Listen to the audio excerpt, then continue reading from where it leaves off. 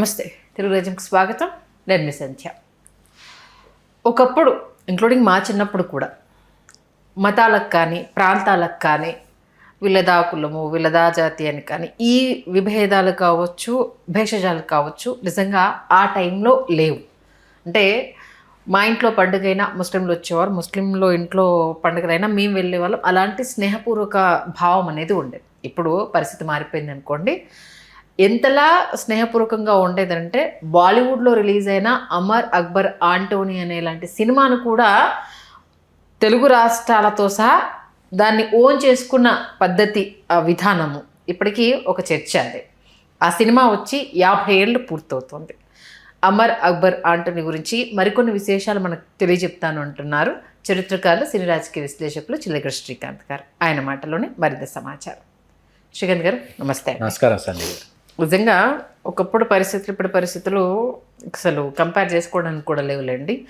ఆ టైంలోనే అమర్ అక్బర్ ఆంటోనీ చాలా రికార్డులు క్రియేట్ చేసిందని విన్నాం. దీని గురించి ఏం చెప్పారు? 1977 మే 27 విడుదలైన అమర్ అక్బర్ ఆంటోనీ 49 సంవత్సరాలు పూర్తి చేసుకుని 50వ సంవత్సరంలోకి అడుగుపెట్టిన శుభ సందర్భంగా మాట్లాడుకోవటం నాకు చాలా చాలా ఆనందంగా ఉంది. ఆ సినిమాని ఆ వయస్సులో మా నాన్నగారు నన్ను తీసుకెళ్ళి మా మదనపల్లి ఉషా టాకీస్లో చూపించిన జ్ఞాపకం, ఫస్ట్ షో ఆదివారం సాయంత్రం ఇప్పటికీ గుర్తొస్తోంది. ఆ సినిమా ప్రభావం ఎంత దూరం వెళ్ళిందంటే, ఆ సినిమాలో చిన్నప్పుడు ఒక బొమ్మ తుపాకీ కొని పెడతాడు తండ్రి, అది దాన్ని దాచిపెట్టుకుంటాడు, మట్టిలో దాచిపెట్టుకుంటాడు ఆ తుపాకీని. ఆ సన్నివేశం గుర్తొస్తుంది. ఆ సమయంలో అటువంటి బొమ్మ తుపాకీ మా నాన్న దగ్గర నేను కొనిపించుకోవడం నేను ఇప్పటికీ మర్చిపోలేను. సినిమా ఓపెనింగే అంధురాలైనటువంటి ఒక తల్లికి యాక్సిడెంట్ అవుతుంది.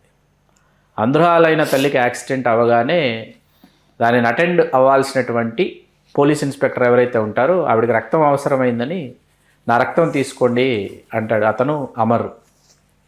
అప్పుడే డ్యూటీ డాక్టర్ని కలవడానికి వచ్చినటువంటి ముస్లిం నేను కూడా రక్తం ఇస్తాను అని సూది గుచ్చుకుంటాడు అతను అక్బరు. తర్వాత ఆ తల్లిని అక్కడి నుంచి తీసుకొచ్చుంటాడు యాక్సిడెంట్ జరిగిన ఆ ప్రాంతం నుంచి, ఆ బస్తీ నుంచి వచ్చి అప్పటికే సూది గుచ్చుకొని పడుకుని ఉంటాడు ఆంధోని.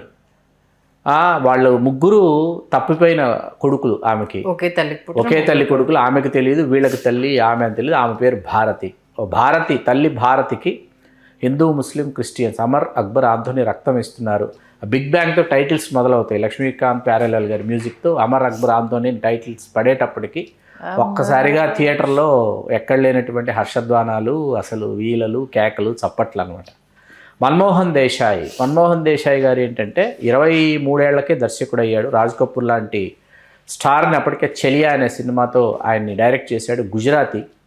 ఆయన మసాలా సినిమాలే తీస్తాను, ప్రేక్షకుడికి వినోదాన్ని అందిస్తాను, మాస్ సినిమాలు తీయడమే నా లక్ష్యం అని చెప్పినటువంటి దర్శకుడు, నిర్మాత మన్మోహన్ దేశాయ్. 1977లో వరుసగా బ్యాక్ టు బ్యాక్ 4 హిట్స్ ఇచ్చాడండి ఆయన.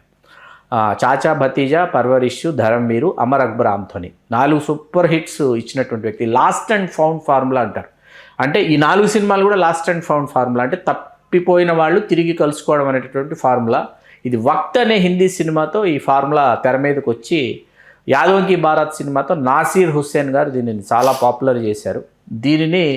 దీనికి సెక్యులరిజం జోడిస్తే, అంటే లాస్ట్ అండ్ ఫౌండ్ ఫార్ములా దీనికి సెక్యులరిజం జోడించి మాస్ మసాలా దీనికి గుప్పిస్తే అద్భుతమైన కమర్షియల్ హిట్స్ తీయొచ్చుని నిరూపించిన వాడు భారతీయ వెండితెర మీద one and only Manmohan Desai. చాలామందికి ఆ సమయంలో, ఆ టైం లైన్లో సుభాష్ గాయ్ గారు ఆరాధ్య దర్శకుడేమో కానీ నాకు మాత్రం మన్మోహన్ దేశాయ్ అంటే ఇష్టం.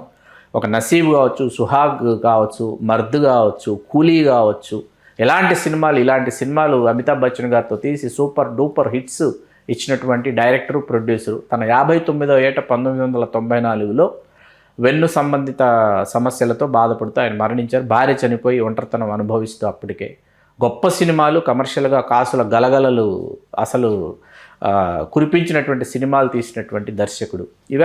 అప్పటికి అమర్ పాత్ర వినోద్ ఖన్నాని అనుకున్నారు, అక్బర్ పాత్రకు రిషి కపూర్ని అనుకొని ఆంథోనీ గోన్సాల్వెస్ ఈ పాత్రకి ఎవరిని తీసుకోవాలని ఆలోచించి అప్పటికి జంజీర్, దీవార్, షోలే 3టితో అమితాబ్ బచ్చన్ గారు యాంగ్రీ యంగ్మెన్ అయిపోయినటువంటి దశలో అమితాబ్ బచ్చన్, ఆంథోనీ గోన్సాల్వెస్ అమితాబ్ బచ్చన్లో ఒక కమెడియన్ ఉన్నాడు, అమితాబ్ బచ్చన్లో ఒక కామెడీ హీరో ఉన్నాడు, ఒక విదూషకుడు, ఒక బఫూనరీ ఉంటుంది, ఒక చిల్లర మాస్, అది చేయగలడు అమితాబ్ బచ్చన్ అని నమ్మి అమితాబ్ బచ్చన్ గారి చేత ఆంథోనీ గోన్సాల్వెస్. మీకు ఇవాళకి అండి వినోద్ ఖన్నా పోలీస్ యూనిఫామ్ తీసి బనీన్తో అమితాబ్తో ఫైట్ చేస్తాడు, అది ఇవాళకి సూపర్ డూపర్ హిట్. ఆ తర్వాత మీకు దిష్టిబొమ్మ వేషం వేసుకుని అమితాబ్ బచ్చన్ చేసేటటువంటి ఫైట్ ఒకటి. ఇవన్నీ అసలు ఎటువంటి కమర్షియల్ ఫార్మ్, చెరుకు తోటలో చేజ్ ఒకటి ఉంటుంది. ఇవన్నీ ఇవాళకి ఏంటంటే ఇవన్నీ ఆ తర్వాత 1000 సినిమాల్లో అయినా వచ్చుంటే దానికి వీటి అన్నిటికీ మాతృక అమర్ అక్బర్ ఆంథోనీ. ఖాదర్ ఖాన్ గారికి మనం క్రెడిట్ ఇవ్వాలి. ఈ కథ ఆయన అమర్ అక్బర్ ఆంథోనీకి సంబంధించి మన్మోహన్ దేశాయ్ గారు ఆయన శ్రీమతి పేరు వేసుకున్నప్పటికీ ఖాదర్ ఖాన్ గారు ఆయన రచయితగా పరిచయమై ఆ తర్వాత కమెడియన్గా, కామెడీ విలన్గా, క్యారెక్టర్ యాక్టర్గా చాలా సినిమాలు చేశారు. ఆయన కామాటిపురాలో వేశ్యావాటికల మధ్య పెరిగినటువంటి వ్యక్తి కాబట్టి అక్కడ ఉన్నటువంటి భాషని ఆయన తీసుకొచ్చాడు ఈ స్క్రిప్ట్లోకి.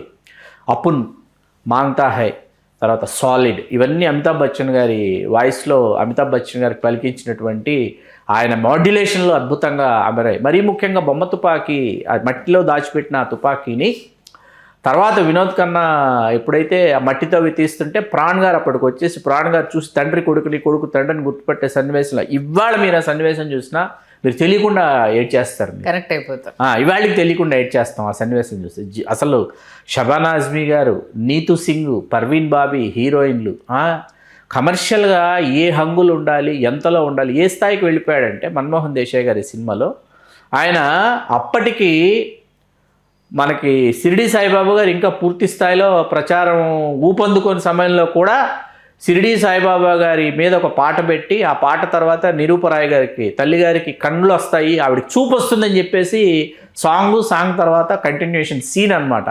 ఆ వర్గం ప్రేక్షకుల మనసులు కూడా దోచుకున్నటువంటి మన్మోహన్ దేశాయ్ గారి ఇవాళకి అంటే ఒక కమర్షియల్ యాంగిల్లో ఒక సినిమాని ఎంత అద్భుతంగా తెరకెక్కించవచ్చు. మీకు ఒక విషయం చెప్పాలి సండే గారు, ఇక్కడ ఆయన సినిమాలు విడుదలవుతున్నాయంటే మీరు నమ్మరు, ముంబైలో బ్లడ్ బ్యాంకుల దగ్గర జనం కిటకిటలాడేవాళ్ళు, రక్తం అమ్ముకొని డబ్బులు సంపాదించి ఈయన సినిమాలకు వెళ్ళేవాళ్ళు. అంటే ఊహించుకోండి, అంత మాస్ ఆడియన్స్ కోసం ఎటువంటి మాస్ ఫాలోయింగ్ ఉన్నటువంటి సినిమాలు మన్మోహన్ దేశాయ్ గారు తీసేవారు. అలాగే పరదా హై పరదా పాట అండి, అప్పటికేంటంటే రఫీ గారు కొంచెం ఆయన సింగర్గా కొంత విశ్రాంతి తీసుకుంటున్న సమయం కిషోర్ కుమార్ గారి ఉద్ధృతిలో, అలాంటిది పాటతో పరదా హై పరదా పాటతో మళ్ళీ మరొకసారి రఫీ గారు విజృంభించడం. నాకు ఆంథోనీ గోన్సాల్వెస్ పాట నాకు చాలా ఇష్టం. ఆయన కోడిగుడ్డులో నుంచి వస్తారు అమితాబ్ బచ్చన్ గారు, కోడిగుడ్డు ఓపెన్ అయితే అందులో నుంచి వచ్చేటటువంటి పాట. అట్లాగే మరొక పాట ఉంటుంది, వాళ్ళు ముగ్గురు విచిత్ర వేషధారణలతో ముగ్గురు కలిసి ప్రీ క్లైమాక్స్ సాంగ్ అనమాట. ఇవన్నీ ఆ రోజుల్లో ప్రేక్షకుల్ని ఉర్రూతొలగించడం కావచ్చు, ప్రేక్షకుల ఆనందాన్ని, వాళ్ళంతా ప్రేక్షకుడు ఏంటంటే అమర్ అక్బర్ ఆంథోనీ సినిమా చూసి వెలుపలికి ఎలా వచ్చేవాళ్ళంటే వాడేదో జీవితంలో విజయం సాధించినట్టు వెలుపలికి వచ్చేవాళ్ళు ప్రేక్షకులు. ప్రాణు, నిరూపరాయ్ చేసినటువంటి ఆ తల్లిదండ్రుల పాత్రలు, అమితాబ్ బచ్చన్ గారు, రిషి కపూర్ గారు, వినోద్ ఖన్నా గారు వాళ్ళ పాత్రలు, అమితాబ్ బచ్చన్ గారు కామెడీ, అవుట్స్టాండింగ్ కామెడీ. ఇవాళకి తెలుగులో విజయ నిర్మల్ గారు దర్శకత్వం వహించారు, రామ్ రాబర్ట్ రహీం, కృష్ణ గారు, రజనీకాంత్ గారు, చంద్రమోహన్ గారు చేశారు. అలా మన్మోహన్ దేశాయ్ గారికి మనం నివాళి ఎలా అర్పించాలో నాకు ఎప్పటికీ అర్థం కాదు. అంటే ఇది నేను విన్నది ఏంటంటే అప్పటి మత సామరస్యానికి సోదర భావాన్ని జోడించి తీసి హిట్ కొట్టడం అనేది మామూలు విషయం కాదు అనేసని. అప్పటికి ఇప్పటికీనండి, ఎప్పుడైనా ఏ దేశమైనా, ఏ సంస్కృతి అయినా, ఏ కళారూపమైనా, ఏ సంగీతమైనా, ఏ సాహిత్యమైనా, ఏ జానపదమైనా, ఏ సినిమా అయినా మతాల్ని, ప్రాంతాల్ని, కులాల్ని కలిపి ఉంచేదిగా ఉండాలి కానీ విడగొట్టేదిగా ఉండకూడదని అవలంబించినటువంటి మహానుభావులు మన్మోహన్ దేశాయ్ గారు లాంటి వాళ్ళు. కాబట్టి వాళ్ళని మనం స్మరించుకోవాలి. ఎందుకంటే దేశాన్ని నిలిపి ఉంచేది, దేశాన్ని కలిపి ఉంచేది ఒక బంధం ఉంటుంది, ఒక భావోద్వేగం ఉంటుంది. ఆ భావోద్వేగంలో నుంచి పుట్టినటువంటి సినిమా. అందుకే నేను సెక్యులరిజం అనే పదం వాడాను. నేను లాస్ట్ అండ్ ఫౌండ్ ఫార్ములాకి సెక్యులరిజాన్ని జోడించి దీనికి మాస్ మసాలాని గుప్పిస్తే అది అమర్ అక్బర్ ఆంథోనీ అవుతుంది. ఇవాళకి 50 సంవత్సరాలైనా మనం మాట్లాడుకునేటటువంటి సినిమా. ఇవాళ మీరు ఇంటికి వెళ్ళి అమర్ అక్బర్ ఆంథోనీ పెట్టినా ఏమవుతుందంటే మీకు తెలియకుండా సినిమా పూర్తి అయిపోయిన తర్వాత సినిమా చూస్తాం మనం. అది దర్శకుడి యొక్క గొప్పదనం, మన్మోహన్ దేశాయ్ గారి గొప్పదనం. అంటే కొన్ని కల్ట్ క్లాసిక్స్ని ఎప్పటికీ టచ్ చేయకూడదు. టచ్ చేసినా ఆ రేంజ్ ఇంపాక్ట్ అనేది దానికి క్యాటిక్యాప్గా మన కాపీ క్యాట్గా చాలా సినిమాలు వచ్చినా బట్ అమర్ అక్బర్ ఆంటోనీ అనే ఒక స్పెషల్ ప్లేస్ని మాత్రం రీప్లేస్ చేయలేకపోయా అంటే ఏం చెప్తారు? ఖచ్చితంగా ఇది ఎందుకు దానిని అందుకోలేకపోయారు మిగతా వాళ్ళు అంటే భావోద్వేగాన్ని ఒడిసి పట్టుకున్నాం. ఎందుకంటే నేను ఇందాక చెప్పా, కులాల్ని మతాల్ని కలిపి ఉంచేటటువంటి, ప్రాంతాల్ని కలిపి ఉంచేటటువంటి ఆ సున్నితమైనటువంటి ఆ భావోద్వేగం ఏదైతే ఉందో అది చాలా అవసరం. అదే ముడిసరికి అనమాట. మీరు ఎప్పుడైతే విడదీసేటటువంటి విద్వేషాల్ని నింపేటటువంటి కథలో పాత్రలో సన్నివేశాల్లో మీరు రాస్తే ఏమవుతుందంటే మీరు తర్వాత చాలా సంఘటనలు జరిగి ఉండొచ్చు ఎక్కడైనా, ఏ ప్రాంతంలో అయినా, ఏ రాష్ట్రంలో అయినా, మనం కాదనట్లేదు. కాకపోతే ఏంటంటే మీరు కలిపి ఉంచేటటువంటి ప్రయత్నం చేయాలి, విడగొట్టేటటువంటి ప్రయత్నం చేయకూడదు అని బలంగా చెప్పినటువంటి, ఈ దేశంలో అందరూ సమానమే, ఈ దేశంలో అందరూ జీవిస్తున్నారు, ఈ దేశ మూలవాసులలో అందరూ ఉన్నారు, వాళ్ళ అభిలాషం మేరకు, అభిమతం మేరకు వాళ్ళు ఆయా మతాల్ని అవలంబిస్తున్నారు, ఆ మతాభిలాషులుగా జీవిస్తున్నారు.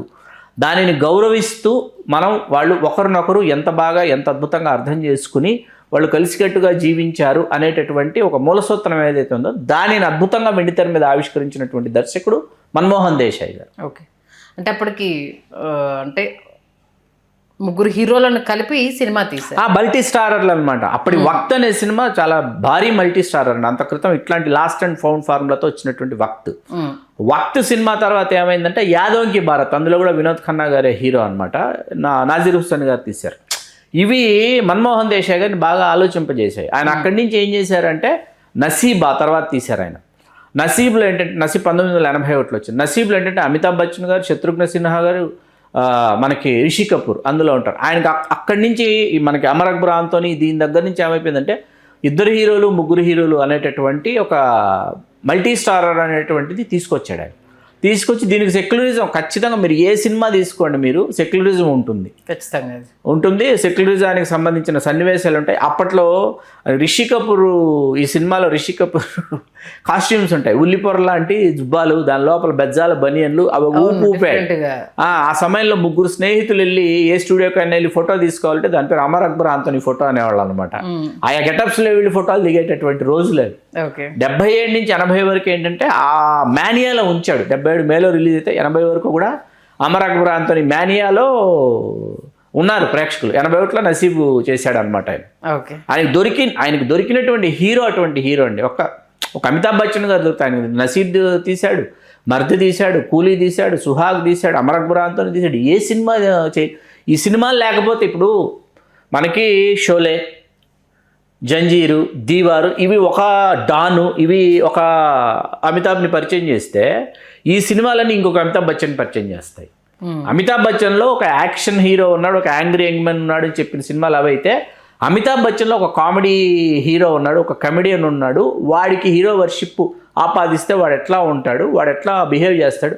మరీ ముఖ్యంగా ఇక్కడ మీకు ముఖ్యమైన విషయం చెప్పాలి. ఆయన కోట్లు సంపాదించినప్పటికీ, నిర్మాతగా, దర్శకుడు కదా, నిర్మాతగా కోట్లు సంపాదించినప్పటికీ ఎప్పుడు బస్తీల్లో నివసించడానికి ఇష్టపడ్డాడు. బస్తీల్లో ఉన్నటువంటి ఇళ్లలో ఉండేవాడు. ఆ బస్తీలో ఏదో ఫ్లాట్ వెతుక్కొని, బస్తీ అనమాట, బస్తీలో ఉండేవాడు మన్మోహన్ దేశాయ్ గారు. ఎందుకు అని అడిగారు. వాళ్ళ మనస్తత్వం నాకు ఎట్లా తెలుస్తుంది అన్నాడు. నేను బస్తీలో లేను, బంగ్లాలోకి వెళ్ళిపోయాను, వీడి మనస్తత్వం, ఈ మాస్పల్స్ నాకు ఎట్లా తెలుస్తుంది, వీడి ఆలోచన విధానం నాకు ఎట్లా తెలుస్తుంది, నాకు తెలియదు అన్నాడు ఆయన మన్మోహన్ దేశాయ్. ఒక సామాన్యుడి గురించి ఆలోచించాడు, సామాన్యుడిలా ఆలోచించాడు. సామాన్యుడి గురించి మాత్రమే కదా, ఆయన సామాన్యుడిలో ఆలోచించాడు. కాబట్టి వాడికి ఏం నచ్చుతుంది, వాడు ప్రేక్షకుడు లోపలికి వచ్చాడు, వాడి బాధ మర్చిపోవాలి, వాడి ఆకలి మర్చిపోవాలి, వాడి ఒత్తిడి మర్చిపోవాలి, వాడు ఆనందపడాలి. వెలుపలికి వెళ్ళేటప్పటికి వాడు విజయం సాధించినట్టు వెలుపలికి వెళ్ళాలని ఆలోచించాడు. కాబట్టే ముంబై బ్లడ్ బ్యాంకులో ఆయన cinema Manmohan Desai, a film by Manmohan Desai విడుదలవుతోంది అంటే బ్లడ్ బ్యాంకులు కిటకిటలాడేవి. ఆటో వాలాలు, రిక్షా వాలాలు, ఇళ్లలో పని చేసుకునేవాళ్ళు, ఇట్లాంటి వాళ్ళు, తోటమాలీలు, గూర్ఖాలు, వాచ్మెన్లు, ఇట్లాంటి వాళ్ళందరూ వెళ్ళిపోయి ఎప్పుడో మధ్యలో ఎక్కడో విడుదలవుతుంటుంది. డబ్బులు ఉండవు, చాలీ చాలని జీతాలు, చాలీ చాలని జీవితాలు. వాళ్ళు వెళ్ళి రక్తం అమ్ముకొని సినిమాకు వెళ్ళి సినిమా చూసి నేను విజయం సాధించాను అని ఒక సాధారణ ప్రేక్షకుడు బయటకు వచ్చాను అంటే అంతకంటే సినిమాకి ఏం కావాలి? అది ఇండియన్ సినిమా.